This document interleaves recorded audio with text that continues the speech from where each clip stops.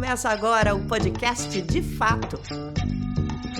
Uma visão popular do Rio Grande do Sul, do Brasil e do mundo.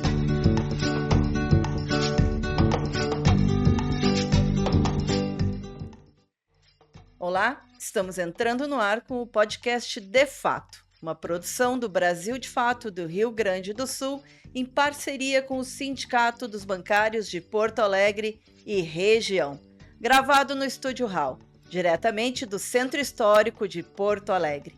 Eu sou Kátia Marco, comigo tocando o programa Ayrton Centeno. Salve, Kátia! Salve, Ayrton! A classe média no espelho. A elite brasileira, da escravidão à Lava Jato. A ralé brasileira. Radiografia do golpe. Brasil dos humilhados. Como o racismo criou o Brasil? Pobre de direita. Se estamos falando desses livros, vocês já sabem quem é o nosso entrevistado de hoje. É o autor de todos eles e agora veio a Porto Alegre lançar mais um. Estudioso das formas como a escravidão define a estrutura, ainda hoje a desigualdade e as relações sociais do Brasil. Agora acaba de lançar o seu novo livro, Por que a Esquerda Morreu? E o que devemos fazer para ressuscitá-la? Estamos falando de um sociólogo, de um pesquisador e, claro, de um escritor. Muito bem-vindo, professor Gessé Souza. Obrigado, fico muito contente de estar aqui, eu fico muito contente do convite e dessa possibilidade de conversar com meus amigos e amigas de Porto Alegre e do Rio Grande do Sul em geral. O teu livro tem uma pergunta e, ao mesmo tempo, ele ensaia uma resposta, né? Ou uma procura de uma resposta, porque, tipo assim, o que devemos fazer, né? No Verdade. caso da esquerda, a esquerda morreu, o que se deve fazer? E o que se deve fazer para ressuscitar a esquerda? O que se deve fazer para ressuscitar a esquerda. No fundo, no livro, eu fiz a morte da esquerda não é uma morte aqui entre nós, é uma morte mundial, né? A esquerda morre porque desde 1971 os super ricos se unem e montam estratégias de dominação do espaço público, compra imprensa, compra universidades, etc., para dominar o pensamento. Né? Quer dizer, no fundo, eles estavam contra o grande inimigo dos super ricos, era a Revolução Expressiva dos anos 1960. Né? Que é a revolução mais importante dos últimos 500 anos no Ocidente, né? Depois da Revolução Protestante. Né? A Revolução Protestante vai ver no trabalho a dignidade de cada um de nós. Isso vai abrir espaço para universalidade, direitos, deveres, voto, democracia. Nada disso existiria sem a Revolução Protestante. E revolução é de consciência. Porque se você acha que a revolução pode ser feita pelo sangue, não tem nenhum exemplo histórico que mostre isso. Você nunca muda nada. A Revolução Francesa, 10 anos depois, restaurou o antigo regime. A Revolução Russa de 1917 montou, né, um socialismo, entre aspas, burocrático e czarista. Né? É um czar que domina como há 1000 anos lá na Rússia, etc. Então, isso mostra que você tem que mudar a consciência das pessoas. E aí é por isso que eu digo que a Revolução Expressiva é a segunda grande revolução do Ocidente. E ela foi extremamente importante. Não haveria libertação das mulheres, não haveria luta pelos direitos civis, não haveria luta pela autodeterminação dos povos, a coisa contra o Vietnã, não existiria a noção de você proteger a natureza, não existia nada do que existe hoje na política sem a Revolução Expressiva de 1960, que até aqui foi importante, né? A gente não teria Chico Buarque, Caetano Veloso, tropicalismo, etc., etc. Nada disso, que é também fruto direto disso. E que mudou o imaginário nacional, pelo menos em algumas, né? E aí, o que foi que os super ricos fizeram? Pegaram essa questão quer dizer, as promessas da Revolução expressiva, né? Que promessas era essa? De não definir o ser humano mais pela produção e pelo trabalho, como Martinho Lutero havia feito antes, né? Ou seja, a gente não é abelha de ficar trabalhando o tempo todo, né? Tipo assim, nós somos seres divinos, né? Entendeu? Com a capacidade de autocriação, de autodotação de sentido, e cada um de nós deve descobrir narrativamente, ou seja, né, contando uma história de si mesmo, quem você é, descobrir o que você deseja, descobrir o que você quer ser, etc, etc. E aí, então, você quebra. Isso não tem a ver nem com o socialismo, nem com o capitalismo, porque os dois são produtivistas, né? E os super ricos ficaram loucos com isso, né? Entendeu? Porque isso implicava também luta dos trabalhadores que estavam juntos, né? Sim. Em vários lugares, com as lideranças extrativistas. O salário médio dos trabalhadores era máxima histórica, em praticamente todos os lugares, e o lucro dos empresários, como, aliás, Isso é deve ser 1970, década de 70. exatamente isso. Tá? E aí tem essa virada. E aí tem a virada. Aí o cara diz assim, olha, o nosso inimigo, o Powell vai dizer isso, 1971, quando nasce a extrema-direita, né? Vai dizer, o nosso inimigo não é mais o comunismo, não é mais a esquerda. O nosso inimigo são os acordos civilizatórios que estão sendo montados agora aqui. Né, o valor da verdade, da vida, da natureza, etc, etc.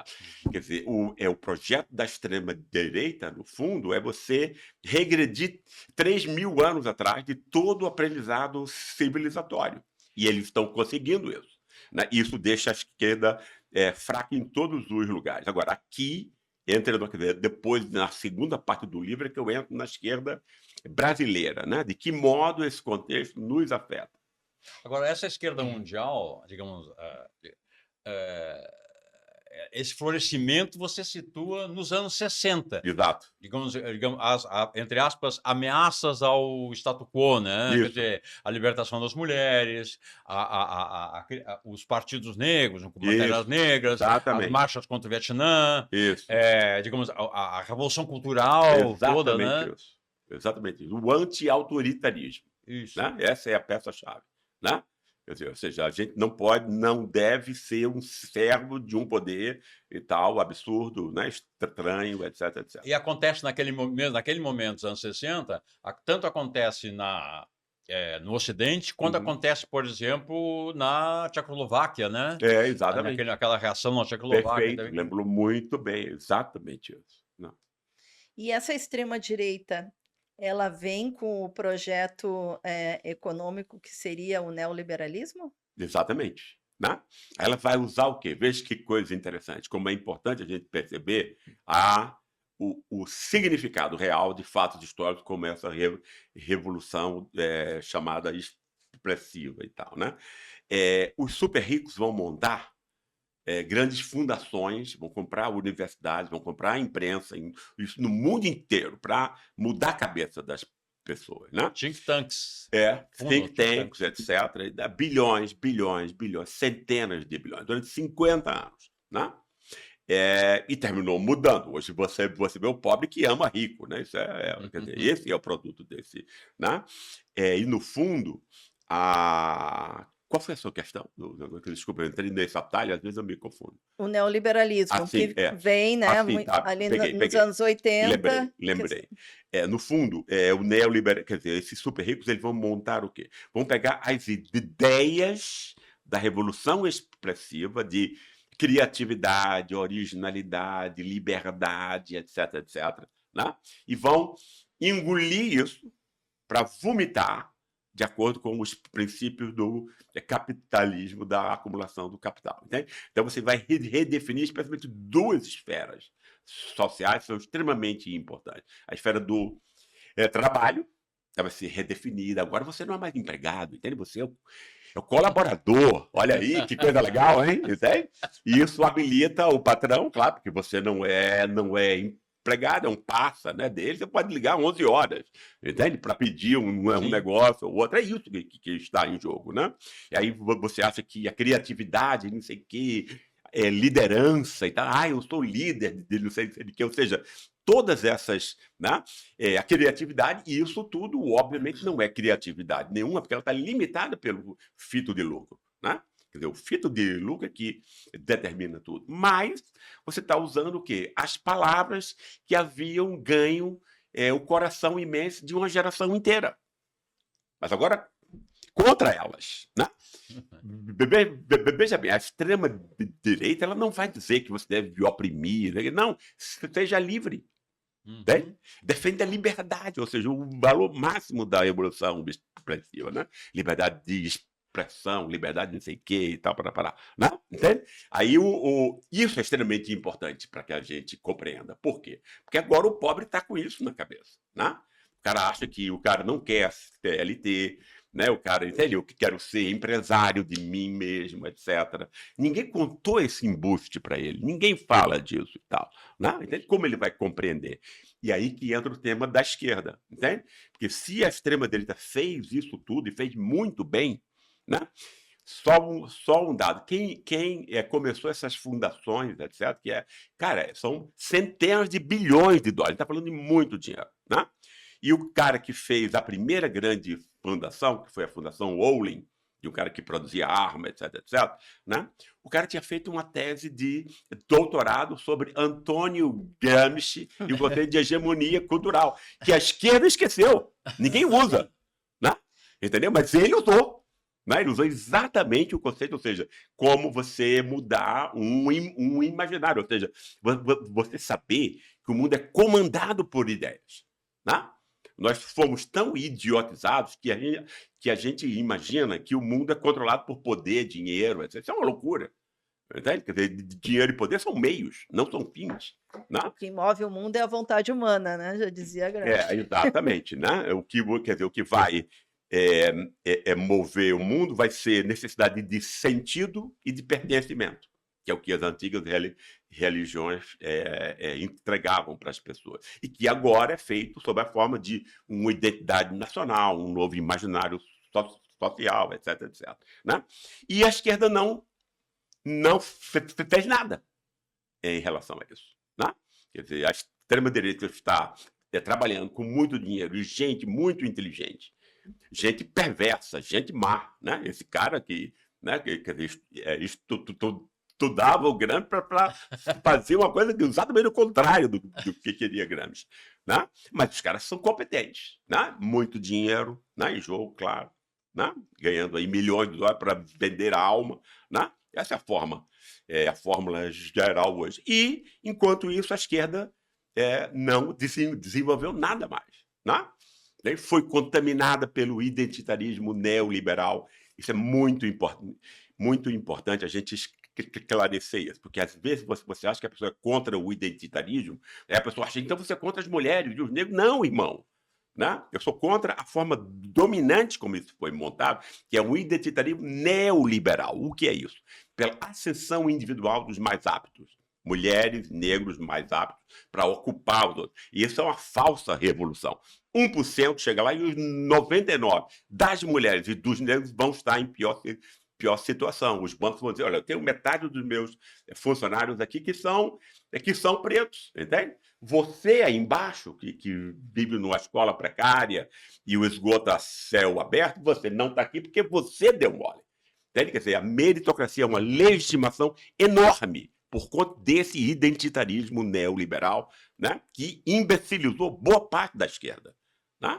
Porque, obviamente, você tem que cuidar da classe, das mulheres, dos negros, dos setores oprimidos, mas isso não pode ser feito por ascensão individual. Não se combate nenhuma desigualdade por ascensão individual. Né? O contrário, você vai criar um partido que vai estar ligando os líderes desse movimento que estão se aproveitando disso, estão dizendo, estão representando alguém, representando uma ova, representando a si mesmo, né?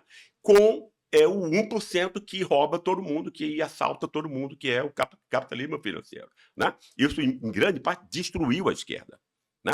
como hoje o PT é extremamente influenciado por essa leitura, né, superficial e burra, né? Entende? Ela é facilmente compreensível, imagino. Né? Você acha que essa questão identitária foi importada, em parte ou em todo, enfim, do que aconteceu nos Estados Unidos? Nos Óbvio, Estados Unidos, né, com o Partido Democrata, que o Partido óbvio. Democrata é acusado de ter abandonado os É, trabalhadores em favor das pautas identitárias. exato. E isso teria causado derrotas e Claro, perda de eleitores, claro. sobretudo pobres e brancos. Isso.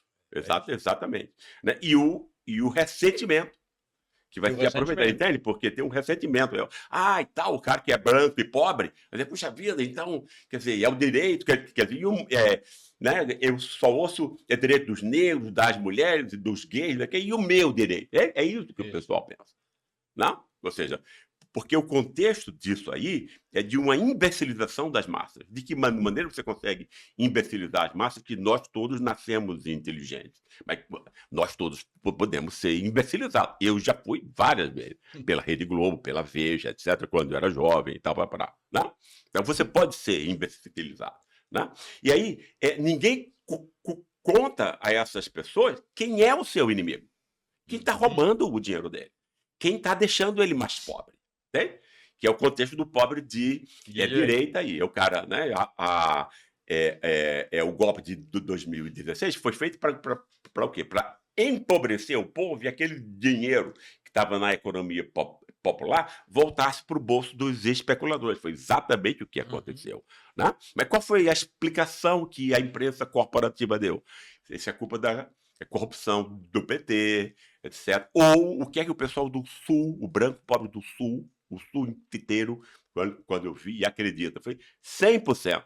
A culpa é do nordestino, do Bolsa Família, que fica fazendo filho, e a gente aqui no Sul trabalha para sustentar essa gentalha. É isso que o pessoal faz. Né? Entende? Né? É claro. E é sempre racismo. Né? Não existe preconceito regional. Não cabe na cabeça de ninguém que você vai odiar alguém que nasceu numa latitude distinta da sua. Isso é impossível, não faz o menor sentido. Né? Agora, se você lembra que o Nordeste é 80%, né? Mestiço como eu, ou preto, né? Aí você entende o preconceito, entende? No fundo, o preconceito racial, que não pode mais ser expresso no nosso país, porque o grande Getúlio Vargas, Eu né? ia O maior estadista desse país, Porque o a Getúlio, grande contribuição do Rio Grande do Sul para a nossa história foi nos ter dado o maior estadista que esse país já teve. E ele mudou não só a economia e a política, entende? Modernizar o Estado, criar indústrias, etc, etc. Ele comprou a luta cultural, que ninguém mais comprou. Né? Getúlio é que vai pôr a noção que o Gilberto Freire havia construído do bom mestiço, entende? Que via o povo brasileiro não como lixo, como ele era visto até 1930, né? Um povo preto, era um povo mestiço, é pior do que você ser preto, porque você não tem nem as vantagens do branco, nem as vantagens do negro. Essa era a teoria dominante do francês Arthur de Gobineau, que influenciou a maior parte dos nossos intelectuais aqui. Então, até 1930, todo mundo era racista. Eu não conheço nenhum exemplo que não fosse. Né? Mesmo quem defendia os negros. Né? Agora, depois de Getúlio Vargas, o que é que Getúlio vai fazer? Ele vai criar a primeira identidade nacional. Né? Porque antes não tinha, claro, um povo de gentalha e tal, não vai ter, né, auto-identidade. Não. Tinha o quê? Tinha culturas regionais importantes. Rio Grande do Sul, São Paulo, Bahia, Pernambuco, etc. Né? Tinha regionalismos. Vargas vai ser o primeiro que vai dizer. Os brasileiros todos estão num barco só. Né? Como ele vai construir isso? Porque aí você precisa dizer o quê? O negro que está na lata de lixo tem que ser incluído nisso. Né? Como ele inclui? Ou seja, ele percebe essa identidade como sendo construída pelo negro. É o negro que dá a singularidade da coisa. Entende? Ele pega o negro lá, né, na lata de lixo. Opa, irmão, você não é lixo, tá? Né? Você tem contribuições importantes a dar. É isso que fez com que o racismo, que antes era aberto, passe a ser o racismo cordial brasileiro. Né? Ou seja, todo mundo continua racista no peito, né? Você não pode mais expressar. Percebe? E se você não pode mais expressar, você tem que continuamente arrumar máscaras para o racismo. Porque esse racismo é extremamente importante, tanto para a elite quanto para a classe média branca. Para a elite, porque a nossa elite é uma elite de ladrão, de curto prazo, né? Precisa do Estado. Né? É uma elite que sempre, né, que depende do monopólio do Estado. Daí Getúlio Vargas ter sido o grande inimigo da elite de São Paulo. Né? Aliás, quando a gente fala de elite, é bom a gente circunstanciar. A elite de São Paulo manda em todas as outras elites desse país. É ela que faz tudo. Foi ela que, né, construiu oposição e uma outra identidade nacional em relação a Getúlio Vargas, que vai ser a USP, de Sérgio Buarque, etc. e tal, para que vai dizer, não, esse povo não é o povo caloroso, hospitaleiro, que tem virtude. Esse povo é um lixo, de novo. Percebe? Por quê? Porque ele é corrupto, isso é a pior coisa que pode acontecer. É com uma pessoa, você está destruindo a moralidade dela. Quando você destrói a moralidade, você destrói o espírito, você desumaniza a pessoa. Foi isso que Sérgio Buarque fez. Né? E ele é até hoje ensinado em todas as universidades e é aclamado e aceito pela esquerda e pela direita, né? Até hoje. Então ele vai pegar, como ele não podia mais usar a palavra raça, né? Aí ele vai ter que usar cultura, né? Cultura de corrupção em Portugal, etc., que vem para cá, aí vai só para o Estado, olha que incrível, ela vai só para o Estado, patrimonialismo e tal, entende? Aí você quebra. Você desmoraliza o voto popular, ele deixa de valer, porque é um voto de um corrupto, né? Você demoniza o Estado, que é a única instituição que pode peitar o mercado, e você criminaliza a política. Né? Isso garante a posse do Estado para essa elite que depende do Estado, que ela quer roubar tudo e deixar todo mundo pobre. Né? E ela consegue isso. Né? Sérgio Buarque deu a ideia. Entende? Você diz que a culpa é na política e a culpa é do povo. E vai ser só o povo, preto, pobre e mestiço. Porque aí o branquinho que vem para o sul e para São Paulo nunca se viu, como não se vê até hoje, parte desse povo mestiço e preto. Vocês sabem disso muito bem aqui no Rio Grande do Sul. Né? Isso é repetido a cada hora. Né? Então o cara se vê como europeu, se vê como superiores agora, e é essa gentalha que sai nos golpes de Estado fingindo que é povo, né, bradando pela moralidade pública. Percebe? O que é que Sérgio Buarque deu a esse país? Ele moralizou o racismo. Né? Entende? O cara que saiu aí em 2015, 2016, no fundo, porque não queria pobre em shopping center, não queria empregada com carteira de trabalho, não queria especialmente que seu filho estudasse com um preto nas universidades públicas, entende? Mas aí fica mal, né? Você diz, olha, eu acho que preto e pobre não pode ter nenhuma oportunidade. Pega mal isso, né? Agora, se você pudesse, não, né? Eu sou defensor da moralidade pública. Olha que coisa legal, né? Então, Sérgio Buarque dá tudo para a elite branca, que quer monopolizar o capital cultural, e dá tudo que a elite precisa para monopolizar o Estado. Por quê? Quem diz quem é corrupto? É a imprensa da própria elite. Então, esse esquemão aí, foi montado pela elite de São Paulo, perdura até hoje. Agora, isso é interessante, até porque o Ariete, vamos dizer assim, de todos os golpes de Estado, todos usado contra as forças populares que eventualmente estão no poder no Estado, é o tema da corrupção. O Getúlio se matou, se matou por causa do tema da corrupção. Exatamente. O Jango foi derrubado por causa da questão da corrupção. Exato. A Dilma e o Lula foram atacados, a Dilma derrubada pelo caso da corrupção. O Lula quase foi derrubado pela questão da corrupção. Foi preso pela questão da corrupção. Exato. Isso é impressionante, porque essa ideia de que o brasileiro é corrupto, que, enfim, especialmente os pobres são corruptos, ou aqueles que estão com os pobres são corruptos, isso leva ao golpe de Estado. Claro. Exatamente, é o esquema. A elite de São Paulo, em 1932, né? Ou seja, quando ela vai à guerra, é a guerra civil que nós temos, de quê? A elite de São Paulo querendo retomar o poder de Estado de Getúlio Vargas, né? Perde a guerra, não é isso? Né? Põe o rabinho entre as pernas e sai, não é isso? Aí o pessoal diz, olha, a gente não vai tirar a escala pela força. Né? A gente tem o agronegócio, a gente tem as indústrias nascentes e tal, mas aí os caras são, entende? Eles não são burros, eles são só maus. Né? Eles são egoístas, perversos, mas eles não são burros. Né? Eles olha, a gente tem não só essa base material da riqueza, mas a gente tem, sabe o que, pessoal? Todos os jornais são nossos, todas as rádios, todas as editoras, toda a produção simbólica de ideias é controlada e a nossa propriedade está no nosso bolso. Vamos utilizar isso. Né? Mas faltava um ponto ainda. Né? Que era, que ideias você vai pôr nisso? Se a ideia do racismo tinha sido posta em xeque por Getúlio, percebe?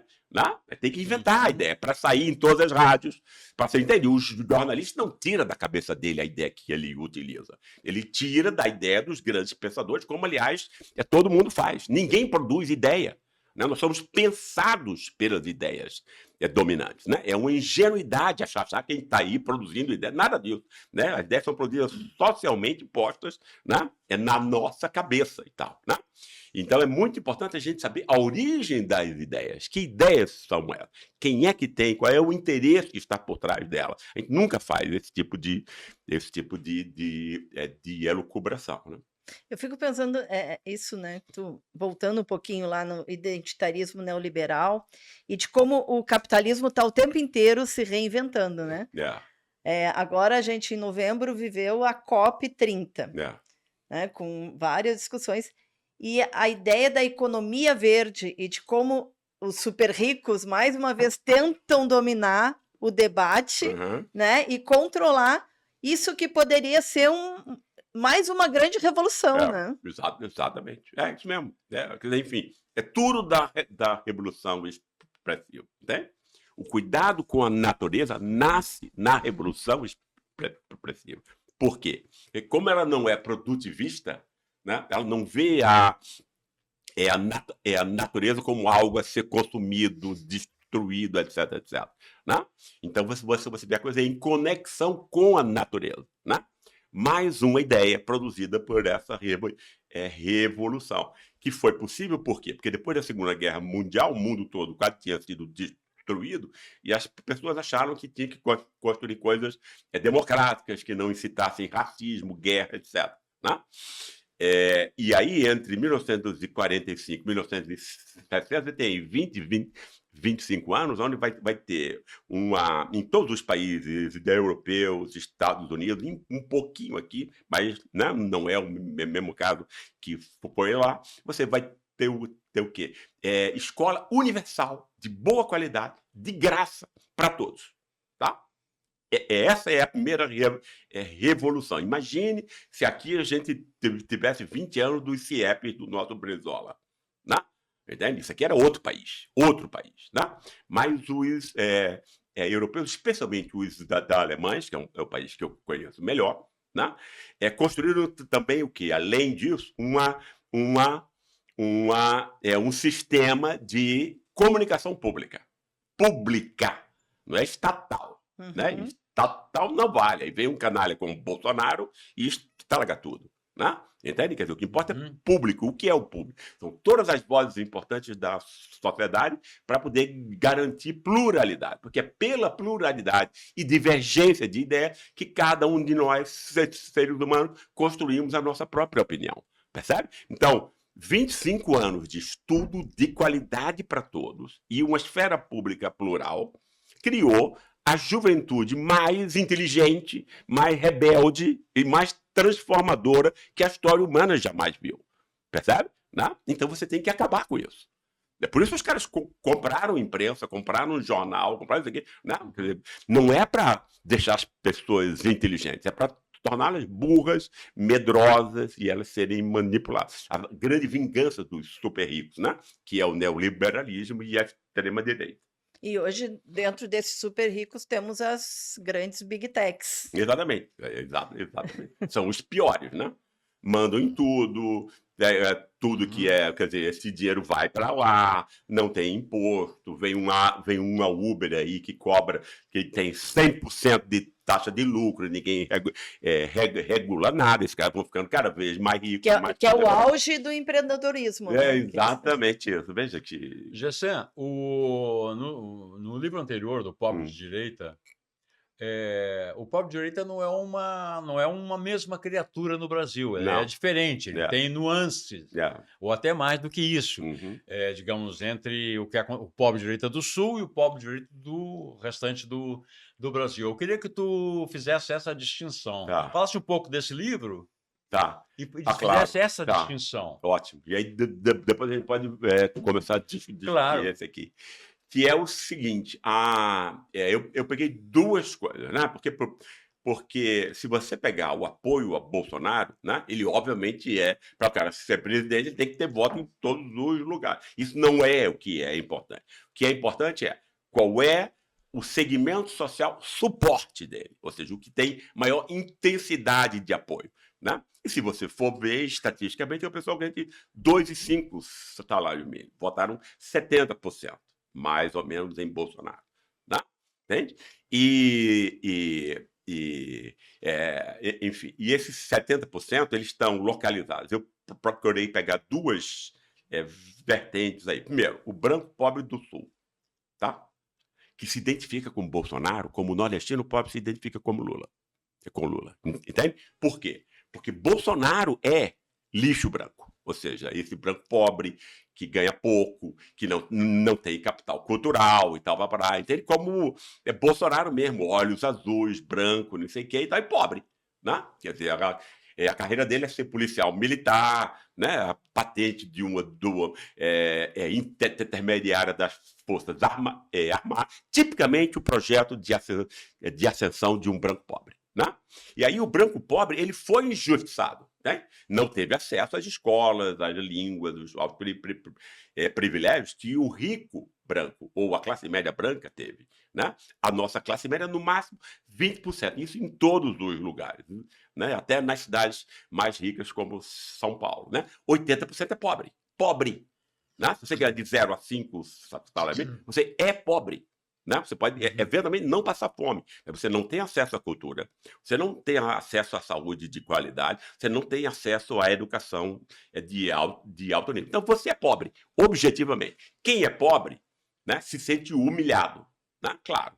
Não é isso? Não precisa, a humilhação não precisa ser consciente. Eu estou sendo humilhado agora. Né? Você sente. Né? Ou seja, né? E esses caras estão humilhados. Né? E ninguém explicou para ele, com uma imprensa venal e canalha, como nós temos, quem foi que deixou ele pobre. Isso é extremamente importante. Né? A extrema-direita só existe porque tem um grande... oh, meu Deus do céu. Tem uma grande desorientação geral dos pobres e dos trabalhadores. Né? Aí a extrema-direita entra. Seu irmão, né? Porque aí, se você não sabe quem é o seu inimigo, e o seu inimigo é o agronegócio, é a Faria Lima, é essa elite canalha que nós temos, etc., que é amada pelo povo hoje, é incrível isso, né?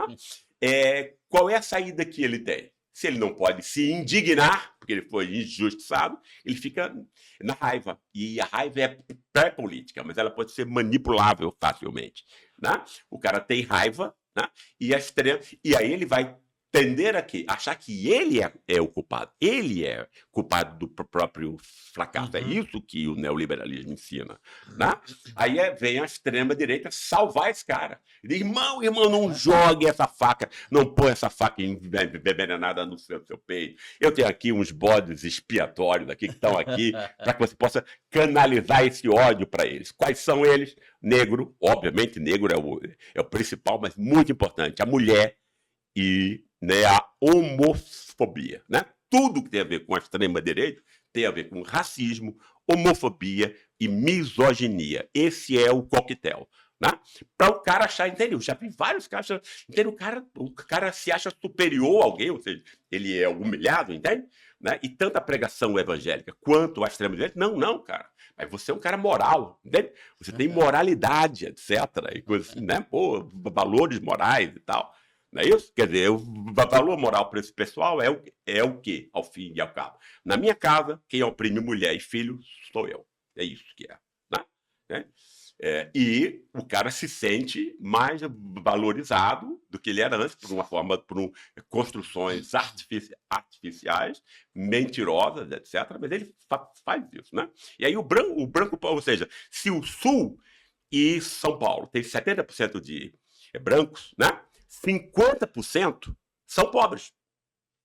Percebe? Então o Sul tem 50% de branco pobre. Né? O cara tem um sobrenome alemão lá em Santa Catarina e dirige um caminhão 16 horas por dia, mal vê a família. Não é isso? O cara lá que é o chefe dele ganha 150, tem nome alemão também, e o mapa dele é racial, que é o mapa mais simples, etc. O diabo está acontecendo aqui. Alguém tem que me explicar, entende? Para ele ficar na raiva. Né? Bolsonaro, quer dizer, é canalha, raivoso como ele é, espelha essa raiva. Né? Aí o cara, o branco pobre do Sul, se acredita pela primeira vez na presidência da República. Né? Montando uma revolução brasileira. Então, percebe?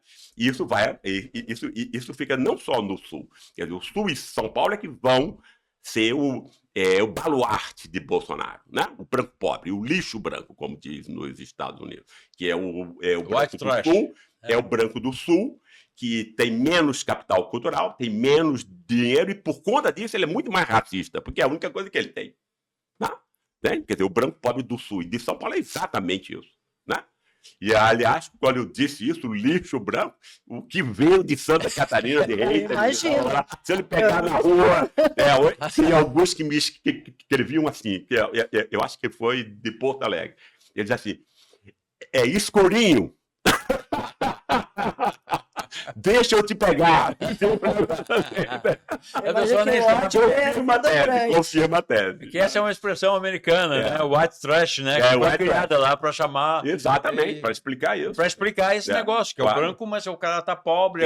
Ele não é que ele seja lixo, ele é considerado lixo pelos outros. Claro, exatamente, obviamente. Mas aí o que é importante é que a resposta para ele vai ser o racismo excessivo. Isso. Né? Turbinado, etc. E essa raiva, na verdade, ela foi transformada num ódio, né?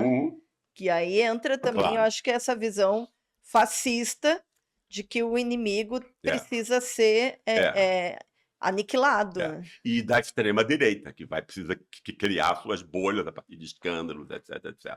Né? O negro é outra coisa, porque o negro que vota em Bolsonaro, e eu pesquisei isso na Baixada Fluminense, etc., e coisas assim, né? É o negro que vai votar contra o negro, ou seja, pela polícia, pela matança de preto, etc., etc., porque ele não quer ser. Ele entende? Você ser um negro, você ser um pobre negro é muito pior que você ser um pobre branco. Porque o branco sabe que ele é gente, ao menos, né? Gente de menor valor, mas a polícia não vai sair, não sai, né, atirando na cabeça de um branco à toa. Isso simplesmente não acontece. Né? Mas isso acontece muito com os negros, obviamente. Né? Então, e foi uma polícia montada para matar preto. Não é uma polícia montada para resolver crime. A taxa de resolução não chega a 5%. Então, não é isso que ela faz, não é isso que ela é. O que ela faz é matar preto. Né? Mas aí, como é que um preto vai apoiar isso? Né? Para ele se separar disso. Né? Porque ele está ali sob o aguilhão da desumanização 24 horas. Né? Entende? A gente, se estivesse no lugar dele, provavelmente agiria do mesmo modo. Né? Assim, eu não sou lixo. Né? Eu sou gente, eu tenho família, eu sou heterossexual. Entendeu? Né? É incrível isso, né? Entende? Qualquer coisa pode servir de negócio. Né? Vamos passar para esse livro aqui. Vamos esse aqui que eu queria estimular a curiosidade pública. Então, o Ayrton tinha te perguntado, né? O que fazer, então, para ressuscitar essa esquerda? Diante de uma situação que é uma situação complicadíssima, né? Aqui ou fora. Exatamente. Porque por mais que se tenha um governo no Brasil, né? O governo Lula, ainda não é um governo popular. Não, né? não é. O fato é, por exemplo, se eu acho que Getúlio Vargas é o maior estadista que esse país já teve, eu acho que Lula é o maior líder popular, né? Agora, eu acho que a esquerda vai enfraquecer com a quebra, o ódio que a elite devotou ao getulismo, trabalhismo e tal. Basta ver a perseguição contra Brizola, Fiepes, Rede Globo, elite, etc, etc. Né? Entende? Mas Vargas construiu um negócio tão importante que até o 1980 ainda tinha efeitos. Né? Mas aí, em 1980, quando o PT é fundado, né, se corta, tem um corte com a herança trabalhista. Né? Ou seja, você não defende mais a revolução cultural. Entende? Né? Você vai ter uma coisa, você vai acreditar que se você melhorar economicamente a vida das pessoas, as pessoas vão espontaneamente saber qual é o Partido Popular. Isso é de uma ingenuidade enorme. O que importa é a interpretação e não o fato em si. Né? Entende? Então, é uma esquerda ingênua que se transforma, apesar da luminosidade, grandeza da figura do Lula, né? Que é quem, no fundo, leva esse partido, leva a esquerda inteira. Imagina a nossa esquerda sem o Lula. É terra arrasada. Né? Entendeu? E isso é ruim. Né? É bom que a gente tenha ele aí, mas é muito, muito ruim que tudo esteja depositado em uma pessoa que tem 80 anos. Sim. Né? Percebe?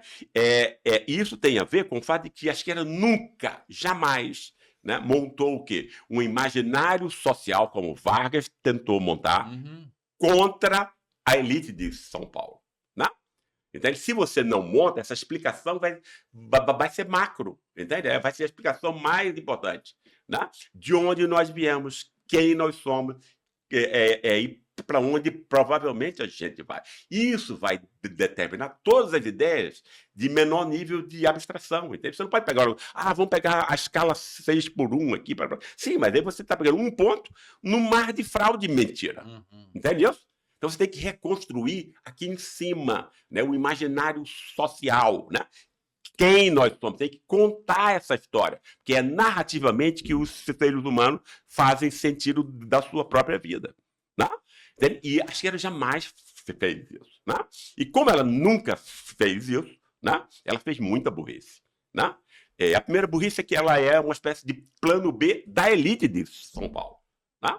O PT entra na política dizendo que é o partido da ética na política, ou seja, pega o veneno que a elite construiu para oprimir o povo, né? Porque quem diz quem é corrupto ou não é tribunal, não é justiça, é imprensa, paga por eles, né? Ou seja, um esquema, né, de dominação absurdo, etc. Que vai ser usado mais tarde contra o PT, inclusive. Exatamente isso. Né? E vai, por exemplo, exatamente como você disse, em 2002, a Rede Globo estava falindo. Né? Ao invés de você comprar a Rede Globo e transformar numa grande televisão pública que mudaria esse país, né? Aí o PT ajuda a Rede Globo, dá 280 milhões do BNDES, é fundo perdido. Né? E aí, quando se perguntava aos próceres ali do partido e tal, né, por que aquilo tinha acontecido, eles diziam, não, a gente não precisa de uma televisão pública. Nós temos a Rede Globo. Né? Ou seja, a emissora que esteve por trás de todos os golpes de Estado, né, indistintamente, e que Criada no golpe. comandou o golpe de 2016. Né? Entende? Percebe? Né? Entende? Então, a falta de inteligência é você achar, né, como é a política do PT hoje, né? Eu vou melhorar a vida, vou dar emprego, vou dar não sei o quê, a pessoa vai poder estudar, etc, etc. E aí vai saber automaticamente, espontaneamente, veja o grau de ingenuidade, né, que eu sou o Partido Popular. Percebe? Não é assim que funciona. Eu já fiz uma pesquisa em 2010 com os batalhadores, ou seja, o pessoal da nova classe média, outra coisa horrorosa foi feita, mas eu não vou entrar nisso agora, mas é a propaganda mais burra que eu já vi, né? Porque então, quer dizer, agora eu vou ter que explicar. Se você entrevista uma pessoa que ganha de 2,5 salários mínimos, ela se acha de classe média. Aí tem um cara tem um carro e uma casa em 27 anos, se acha elite. Né? Isso invisibiliza é a elite real, obviamente. E o principal dispositivo de poder é você ficar invisível. Ninguém vai nem pensar em você como A culpado gente de vê algo e isso tal. nesse debate aí da tributação, né? Exatamente. Dos ricos. Por exemplo, né? Aonde a gente estava, eu fico entrando nesses atalhos e perco aqui. Tu ia falar de uma pesquisa que tu fez em 2010. Exatamente. Então eu fiz essa pesquisa com esse pessoal que estava entrando nessa tal nova classe média. E aí eu perguntei para ela, qual foi a causa, o fator da sua ascensão? 80% Jesus. É óbvio. O fato é uma coisa, mas a interpretação do fato é que importa. Entende? Né? Aí você tem um partido economicista, né? Entende? Vulgar, marxismo vulgar, que acha que uma melhora econômica vai automaticamente, entendeu? Né? Se apossar da consciência, da interpretação da pessoa. Entende? Isso é burrice. Né? A gente tem que dizer essas coisas. Eu estou com 75 anos, daqui a pouco eu não estou aqui. Então a gente tem que dizer as coisas com todas as. Apesar de ser atacado. Né? Apesar de ser atacado. Claro, exatamente. Não, porque, entende, como intelectual, isso eu fui muito influenciado pela minha formação parcialmente alemã e tal. É o seguinte, eu não procuro dizer as coisas que as pessoas as coisas agradáveis de ouvir. Eu não tenho nenhum compromisso com isso. Né? O meu compromisso é com a verdade. É a única coisa que me importa. Né? E a verdade é impessoal. Ela está acima de mim. Né? Eu sirvo a ela. Ou procuro, me esforço em servi-la. E a verdade é quase sempre, 99% dos casos, extremamente desagradável. Nunca é bom. É um soco no estômago e tal. Né? Queria te perguntar também, dia desses eu vi uma observação que eu achei muito interessante, tipo assim, sobre o surgimento do bolsonarismo, que as pessoas ficaram muito surpresas. Pô, mas de repente apareceu isso, entende? Parecia que nós íamos caminhar, digamos, nós estávamos num estágio civilizatório, depois iam ser melhores e melhores, de repente houve essa regressão brutal, né? E aí alguém argumentou, acho que foi o Vladimir Safatler, disse, a própria universidade se esqueceu de uma coisa importante, que o Brasil teve o maior partido fascista fora da Europa, que era o integralismo. O integralismo, né? A Aliança Integralista Nacional, a AIB, né? E isso estava lá embaixo, estava lá embaixo, inclusive tinha, em boa parte era antissemita também, né? O integralismo, né? E você vê uma relação entre o bolsonarismo e o integralismo? Eu acho que tem, no sentido de uma tradição autoritária que nós temos, né? E tal, mas eu não acho que tenha uma causalidade imediata. Eu acho que Bolsonaro é produto exatamente disso. É produto de um capitalismo que deixa todo mundo mais pobre, não conta como isso acontece, né? E aí manipula a vulnerabilidade dessas pessoas. Né? E tem outra particularidade, porque esses fascismos todos lá dos anos 30, eles davam concediam um peso importante ao Estado. Exatamente. Né? Perfeito, nazismo, muito fascismo, bem. E ajudavam o integralismo. Ajudavam o povo. Ou seja, Hitler era amado, dava emprego, dava não sei o quê, dava para Mussolini, idem. Bolsonaro nunca fez nada. Não, pelo contrário, o Estado, nesse caso do Bolsonaro, o Estado é o inimigo. É o inimigo. Porque está associado ao neoliberalismo. É uma extrema-direita somada ao neoliberalismo. Veja como as ideias são importantes, né? As ideias mandam no mundo, né? Tem gente que fica imaginando, teoria e prática. Isso é uma loucura, né? Não existe prática sem a teoria, né? Se você muda a sua cabeça, seu comportamento já mudou em tudo. Né? Se você vê o mundo de uma outra maneira, você já age imediatamente de uma outra maneira. Né? Então, as ideias é o mais importante. Né? Você disputar as ideias hegemônicas. É isso que a esquerda não faz, né? E não faz desde Getúlio Vargas. Ou seja, desde é o último estertor disso, que foi Brizola, né, no Rio Uhum. de Janeiro, né, esse grande papel civilizador que o Rio Grande do Sul, né, deixou para o país. É isso mesmo. Eu fico pensando, né, É. por exemplo, Olavo de Carvalho, Uhum. que por tantos anos, né, agiu ali sorrateiramente, É, mas muito também alicerçado em claro, Gramsci, né? claro. É, É. exatamente. Que a esquerda esqueceu, né? O João Pedro Stede, A ele esquerda que trocou Antônio Guilherme por Sérgio Buarque. Né? O fato dele ser pai do Chico, etc. E pronto. Aí a confusão fica completa. foi, né? O João Pedro Stede, ele que diz que para ele só existem 2 santos, que é o São Francisco e o Santo Antônio Gramsci.